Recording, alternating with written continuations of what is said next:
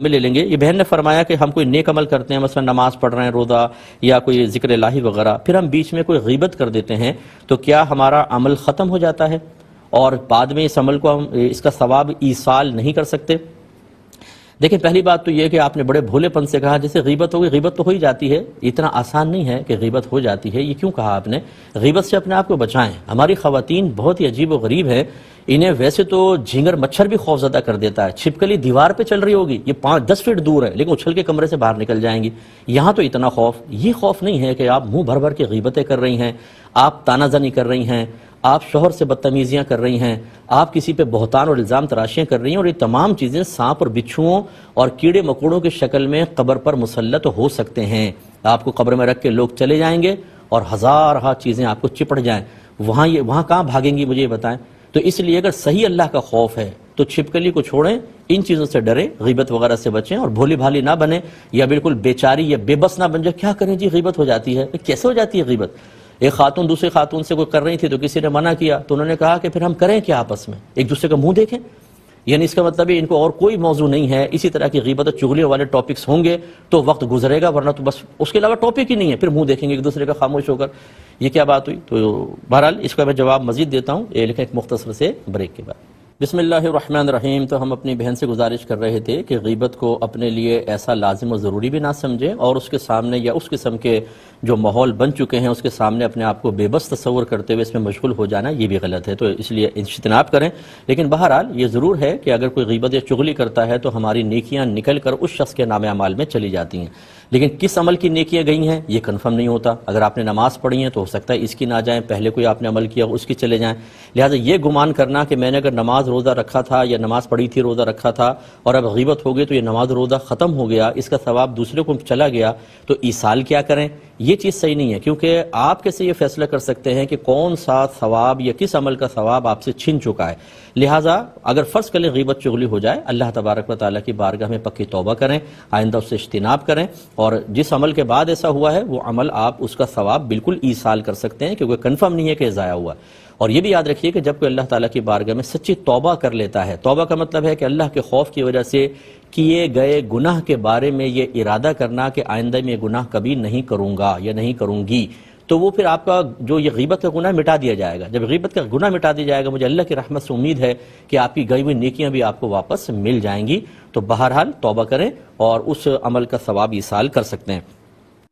ایک کہتے ہیں اگر قرآن پاک میں نبی کریم صلی اللہ علیہ وسلم کا نام اقدس یا ذکر آ جائے تو کیا فوری طور پہ درود پاک پڑھنا اب بھی واجب ہوگا؟ جی واجب نہیں ہوگا. بعض صورتیں ایسی ہوتی ہیں کہ جن میں فوری طور پہ درود پاک زبان سے پڑھنا واجب نہیں، اب دل میں پڑھنا چاہیں تو پڑھ سکتے ہیں. جیسے جمعے کے خطبے میں اگر سرکار کا ذکر سنیں تو درود نہیں پڑھیں گے. اسی طرح اگر قراءت چل رہی ہے اس میں سرکار کا نام اقدس آ گیا، درود نہیں پڑھا جائے گا. ایسی آپ کسی خراب مقام پہ جیسے واش روم میں بیٹھے ہوئے ہیں اور اذان آ رہی ہے، آپ کے کان میں سرکار کا نام اقدس آپ نے سن لیا تو آپ درود پاک نہیں پڑھیں گے، مقام ٹھیک نہیں ہے. اسی طریقے سے نماز پڑھ رہے ہیں اور قریب کوئی سرکار کا ذکر کر دے تو فوراً درود پاک وغیرہ نہیں پڑھیں گے، بلکہ اگر آپ نے جواب کی نیت سے جیسے ان اللہ و ملائکتہ آیت درود جو ہے وہ کسی نے پڑھی اور آپ نے جواب دینے کے قصد و ارادے سے درود پاک پڑھ لیا تو آپ کی نماز ہی ٹوٹ جائے گی.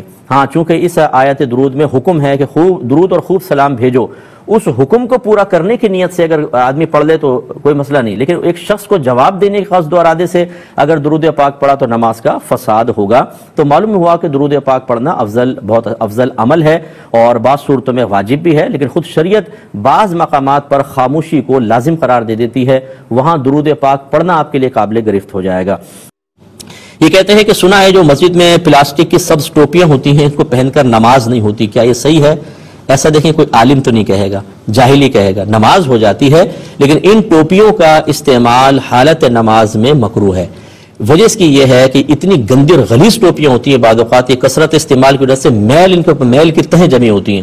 ایسی وہ کھجور کی جو چھال کھجور کی بنی ہوتی ہیں ٹوپی، اس کی پتوں کی، وہ بیچ میں سے شاخیں پھٹ جاتی ہیں. جیسے انکل سرگم کا سر ہے، اندر سے بال نکل رہا ہے، نوجوان کے آگے سے پف نکل رہا ہے، وہ آدمی رکوع میں جاتا ہے وہ پہلے سجدے میں گر جاتی ہیں اور وہ سر میں جمانے کی کوشش کرتے ہیں، وہ انکار کر دیتی ہے کہ جی آپ کے سر پہ تو جمنے نہیں ہے. اور پھر بچوں کو میں نے اکثر دیکھا فارغ ہو کے یوں پھینکتے ہیں اس کو، فرز بھی جا رہی ہے. تو ان کی کوئی مطلب یہ کہ اتنی گندی ٹوپیاں آدمی اس کو پہن کر کوئی شادی میں جا سکتا ہے، کسی عام پبلک کے اندر بیٹھ سکتا ہے؟ نہیں. لیکن اللہ کی بارگاہ میں کھڑا ہو سکتا ہے.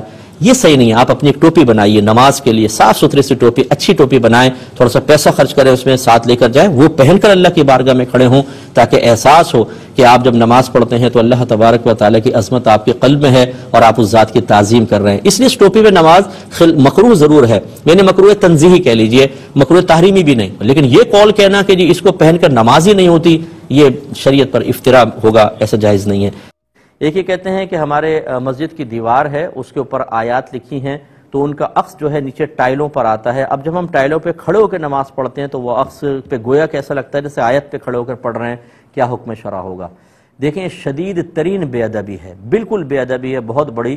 جیسے اب نبی کریم صلی اللہ علیہ وسلم کے نالین پاک کے نقش کی تعظیم کی جاتی ہے, اب یہ اصل نالین تو نہیں ہے, اس کا ایک نقش ہی ہے نا. اسی طریقے سے جو آیت کا عکس زمین پہ پڑ رہا ہے, اگرچہ آیت اوپر لکھی ہے لیکن یہ عکس تو ہے, اس پہ اللہ لکھا ہے, فرض کر لیں وہ یہاں محمد ظاہر ہو رہا ہے اور اس پہ آپ کھڑے ہو گئے. کون کہہ سکتا ہے کہ یہ بے ادبی نہیں ہے؟ اگر آپ ایسا کریں, اپنے ابا جان کی فوٹو لگائیں, ان کا عکس نیچے آئے, اس فوٹو کے منہ کے اوپر آپ اپنے پاؤں رکھ کے کھڑے ہو جائیں, پھر دیکھیے قلبی حالت کیا ہوگی. ایسی کمیٹی والے شدید ترین گناہگار ہوں گے اور ان کو عذاب آخرت سے بچنا چاہیے, ڈرنا چاہیے. فوراً سے پیشتر ان آیات کو ختم کر دیں یا ان ٹائلوں کے اوپر دری بچھائیں تاکہ اس کا عکس نہ پڑے, ورنہ یہ سب کے سب گناہگار ہوں گے. اور یہ اچھی طرح یاد رکھیں کہ علماء کرام نے دیوار قبلہ پر کچھ لکھنے سے منع کیا, کیونکہ نماز پڑھتے پڑھتے اس پہ توجہ جاتی ہے. دیگر بات یہ, کبھی آپ مسجد دھوئیں گے تو اس پر جو پانی لگ کر گرے گا, یہ پانی جب آیات وغیرہ پہ لگتا ہے تو یقینی سی بات اس میں ایک برکت پیدا ہوتی ہے, اور وہ بابرکت پانی آپ کے پاؤں میں اور پھر نالیوں میں جائے. یہ جو تعویذات ڈالتے ہیں, کیوں ڈالتے ہیں, اس میں پانی میں برکت کیسے پیدا ہوتی ہے؟ اس تعویذ میں جو لکھا ہوتا ہے پانی اس سے مس ہوتا ہے تو پانی بابرکت ہوتا ہے, ہم پیتے ہیں تو برکت پیدا ہوتی ہے. تو ایسے اگر دیوار کے اوپر لکھی آیات اور اس پہ پانی پڑ رہا ہو اور اس پہ پانی پڑ کر زمین پر آئے گا تو کیا وہ بابرکت نہیں ہو جائے گا اور وہ پانی پاؤں میں جائے؟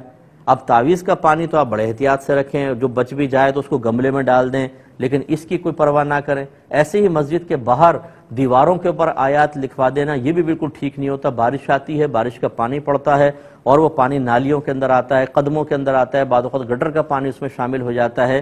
یہ چیزیں ٹھیک نہیں ہوتی ہیں. علم سیکھنا چاہیے, ادب سیکھنا چاہیے, اسی سے انسان کو برکات حاصل ہوتی ہیں. لیکن میں نے اکثر دیکھا ہے کہ کمیٹی میں آنے کے بعد سب سے بڑا مفتی اعظم وہی ہوگا جو کمیٹی کے اندر آ جاتا ہے. ہر ایک نہیں کہہ رہا ہوں, بہت سے ایسے ہوتے ہیں, انہیں اگر سمجھائیں تو کمیٹی کا صدر صاحب سننے کے لیے تیار نہیں ہوتے.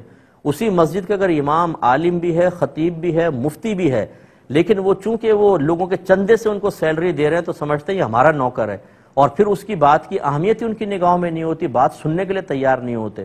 ایسے لوگ شدید ترین خطرے کے اندر ہیں کہ میں نے اکثر دیکھا ہے کہ کمیٹی والے پھر ہدایت قبول نہیں کرتے, بلکہ امام کو آرڈر کرتے ہیں کہ آپ اس موضوع پہ کلام کریں, یہ بات نہ کریں, وہ بات نہ کریں. ارے بھائی, آپ عام آدمی ہیں, آپ کو کیا پتہ دین کا کیا معاملہ ہے, اور پھر غلط کام کر رہے ہوتے ہیں. اگر وہ خطیب صاحب سمجھائیں تو دوسرے دن ان کو کہتے ہیں آپ چھٹی کریں, دوسرے آدمی کو لے کر آئیں جو ہمارے سامنے بالکل خاموش اور بدھو بن کر رہے, اور ہمارے لوگوں کے چندے سے دیے گئے تنخواہ کو ہماری گویا کہ سیلری سمجھ کر ہمارے سامنے نگاہ بھی اٹھا کر کلام نہ کرے. اس تکبر کے ساتھ اگر کوئی ہدایت قبول نہیں کرے گا تو یقیناً آخرت میں جواب دہ ہوگا. ایک یہ کسی نے پوچھا ہے کہ کیا بڑے لڑکے یعنی بالغ لڑکے اپنی بوڑھی والدہ کے ساتھ ایک ہی بستر پہ سو سکتے ہیں؟ دیکھیں, سونا تو منع ہوگا, لیٹنا منع نہیں ہے. اگر والدہ بوڑھی ہیں تو بچہ ساتھ میں لیٹ سکتا ہے, اگرچہ مطلب بستر علیحدہ کرنے کا حکم ہے. نبی کریم صلی اللہ علیہ وسلم نے جب 10 برس کا بچہ ہو جائے تو اس کا بستر علیحدہ کرنے کا حکم دیا. لیکن جیسے ویسے ہی ماں کے پاس کبھی لیٹ جاتے ہیں, ماں سر پہ ہاتھ پھیر رہی ہے, دیگر چیزیں, اس میں وہ چل جاتا ہے. سونے کا میں نے اس لیے عرض کیا کہ سونے میں آدمی عالم ہوش میں نہیں رہتا, کون برابر میں ہے کون نہیں بعض اوقات یہ بھی یاد نہیں رہتا, اور اس میں ہو سکتا ہے کہ ایسی کوئی صورتحال ہو جائے کہ غیر شعوری طور پر آدمی کوئی ایسی حرکت کر بیٹھے کہ جس کا مطلب جو نہیں ہونی چاہیے, کیونکہ اب خواب میں تمام معاملات ہو رہے ہوتے ہیں, اس لیے اس میں اجتناب کرنا ہوگا. لڑکے میں شرعی لحاظ سے بلوغت کی عمر 12 سے 15 سال کے درمیان ہوتی ہے. اس مدت میں جب کبھی اس کو احتلام ہو جائے تو وہ بالغ ہو جائے گا. ہاں, اگر 15 سال کے درمیان نہیں ہوا یا ہوا لیکن یاد ہی نہیں ہے تو 15 سال کے بعد بلوغت کا حکم دے دیا جاتا ہے. اور لڑکی میں یہ عمر ہوتی ہے 9 سے 15 سال کے درمیان. اگر اس کو احتلام ہو جائے یا پھر بچی کو حیض آ جائے تو وہ بالغہ کہلائے گی. لیکن اگر 9 سے 15 سال کے درمیان اس کا پتہ نہ چلے یا یاد ہی نہ رہے تو پھر 15 سال کے بعد یقیناً وہ بالغہ ہو جائے گی۔ جو ورلڈ وائڈ قانون ہے اس کے اعتبار سے 18 سال کا لڑکا یا لڑکی بالغ کہلاتے ہیں، لیکن ہمارے مذہب کے اعتبار سے 15 سال۔